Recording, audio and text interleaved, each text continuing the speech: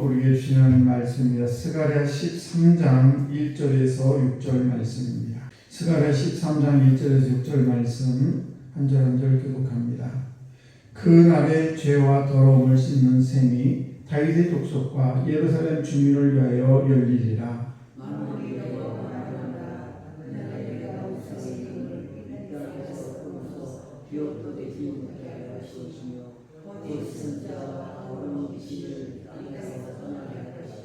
사람이 아직도 예언할 것 같으면 그 낳은 부모가 그에게 이르기를 내가 여호와 이름을 빙자하여 거짓말을 하니 살지 못하리라 하고 낳은 부모가 그가 예언할 때에 칼로 그를 찌르리라.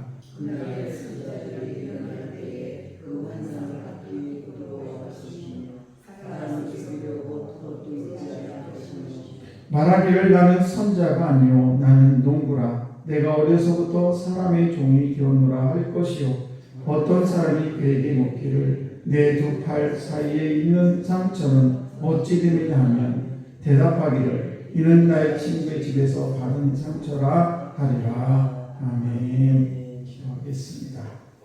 하나님 아버지 감사합니다. 오늘도 주님을 찬양하며 하루를 시작할 수 있도록 저희들 은혜 베풀으심을 참으로 감사합니다.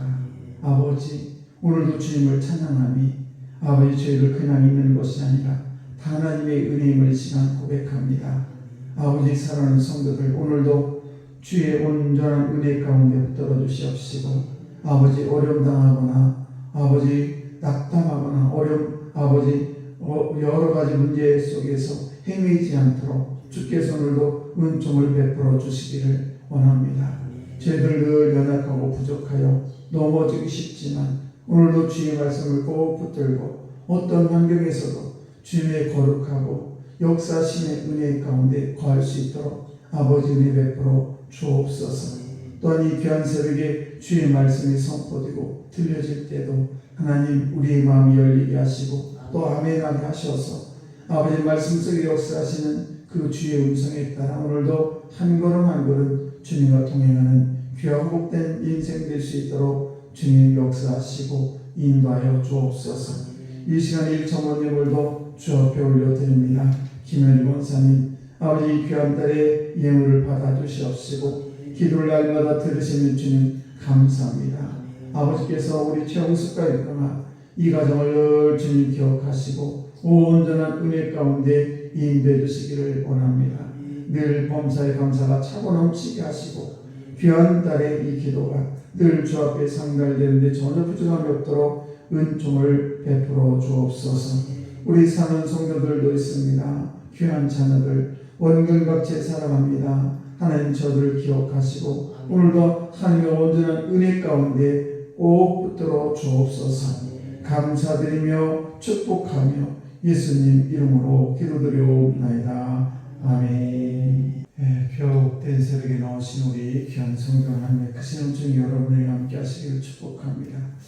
오늘 본문 1절, 2절과 4절 말씀을 보시게 되면 그날이라는 그 단어가 나오고 있습니다.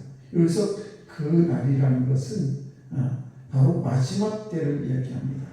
그래서 그리스도가 재림하는 그날, 그것을 뜻하는 날인데 우리가 주님의 임재를 체험하려면은 우리가 정말 삶에 있어서 그날, 말하자면 주님이 임재하는 그날 하나님께서 우리에게 어떻게 하시는지 우리가 주님의 임재를 체험하는 여러분 되시기를 축복합니다. 그러면 어떻게 해야 되는 건가? 1절 말씀을 보시게 되면 그날에 죄와 더러움을 씻는 셈이 다윗의 족속과 예루살렘 주민을 위하여 열리리라. 여기서 죄와 더러움을 씻는 셈이라는 것은 성령을 상징합니다. 그래서 성령 하나님께서 우리에게 임하시게 되면 우리가 하나님의 임재를 체험하게 되는데 그러려면 우리가 정결한 삶을 살아야 된다. 그래서 우리는 정결한 삶을 살아야 주의 임재를 볼 수가 있는 것입니다. 두 번째는 오늘 말씀드릴 충성된 사람이라는 것입니다. 2절, 3절 말씀을 보시게 되면 이렇게 말씀을 합니다. 만군의 여호와가 말하노라. 그날에 내가 우상의 이름을 이 땅에서 끊어서 기억도 되지 못하게 할 것이며 거짓 선지자와 더러운 귀신을 이 땅에서 떠나게 할 것이라. 사람이 아직도 예언할 것 같으면 그 낳은 부모가 그에게 이르기를 내가 여호와 이름을 빙자하여 거짓말을 하니 살지 못하리라 하고 낳은 부모가 그가 예언할 때 칼로 그를 찌르리라. 그러니까 주님이 재림하시게 되면 더 이상 우상 숭배나 미신 이런 것들이 발붙일 수가 없는데 우리가 부모가 가장 원하는 것이 뭡니까? 우리가 새벽마다 기도하는 것도 우리의 자녀들을 위해서 기도하고 있는데 그런데 그 가장 원하는 그 자녀가 거짓말한다. 그런데 그 거짓말할 때 부모가 자녀를 죽이겠다라고 말씀하고 있습니다. 무슨 얘기입니까? 이것은 부모가 자녀를 죽인다는 것은 가장 싫어하는 건데 이 말씀을 받고 말씀을 드리면 하나님께서는 우상 숭배와 이렇게 거짓 예언을 가장 싫어한다라고 우리가 그 얘기를 표현할 수가 있는 것입니다. 그러니까 우리가 이 우상 숭배 거짓 예언에 미혹되지 말고 우리가 항상 오직 한 분이신 예수 그리스도 하나님 아버지만 우리가 바라볼 수 있는 그런 신앙을 우리에 가져야 된다는 것입니다. 때로 어떤 사람들이 정말 예언의 그런 말을 듣고 싶고 앞길에도 궁금하니까 어떤 무당을 찾아가는 그런 분도 계신데 절대 우리 그리스도인들은 하나님이 가장 싫어하는 그런 우상 숭배, 거짓 예언 이런 것에 현혹이 돼가지고 무당을 찾아가는 일을 해서는 결국 안 된다는 사실이에요. 하나님 왜 가장 심한 일을 하는지 모르겠습니다. 보통 점쟁이들이 하는 이야기가 어떤 권사도 찾아오고 집사도 찾아오고 뭐 이런 이야기를 많이 한다고 합니다. 그러니 얼마나 그리스도인들이 하나님을 믿는다고 하면서 우상 숭배를 하고 거짓 예언자를 찾아가는 이런 일을 보면서는 안 된다는 사실입니다. 그러니까 우리 하나님께서는 우리 성령이 우리에게 임하고 우리가 하나님 은혜 가운데 살려면 이렇게 정결한 삶을 살아야 되고, 또 하나는 바로 이렇게 충성되게 삶을 살아야 되는데, 성도들이 이랬다 저랬다 그런 모습을 보이게 되면 하나님에 대한 그 일종의 모독이죠.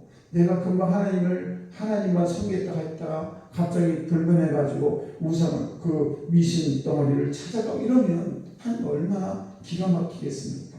이제 저와 여러분들도 하나님께 내 자신을 온전히 드리려는 그런 충성된 마음, 그런 마음 우리에게 있어야 될 줄로 믿습니다. 성공하는 사람은 생산지향적인 태도를 갖는 사람입니다.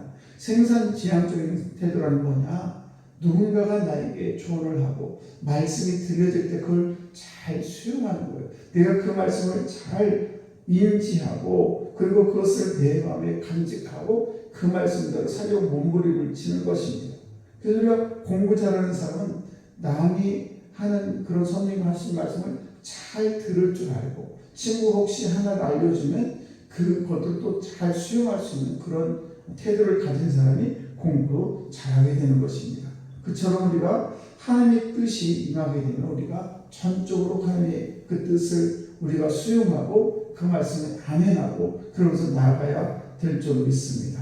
우리가 살다 보면 고난이 없으면 얼마나 좋겠습니까마는 고난도 순간순간 만나게 되는데 그 고난 속에서도 하나님의 섭리가 반드시 있다는 것입니다. 그러므로 우리가 하나님의 일에 대해서 내가 기뻐함으로 내가 순종하고 헌신하고 그리고 내가 어떤 일을 할 때 불평불만하게 되면 그 분열이 생기게 되면서 우리가 그 헌신이 온전한 헌신이 될 수가 없다는 사실입니다. 그래서 오늘도 저와 여러분들이 오직 우리 하나님만 바라보시고 선한 결단을 하시고 그리고 결단했으면 그 결단을 밀어붙일 수 있는 그런 담대한 믿음을 달라고 우리가 기도해야 될 줄 믿습니다.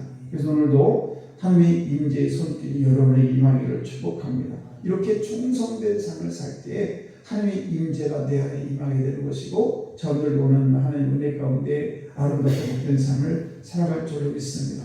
여러분이 늘 하나님의 임재가 임하는 여러분 다 되시기를, 체험하는 여러분 되시기를 주의 이름으로 축복합니다.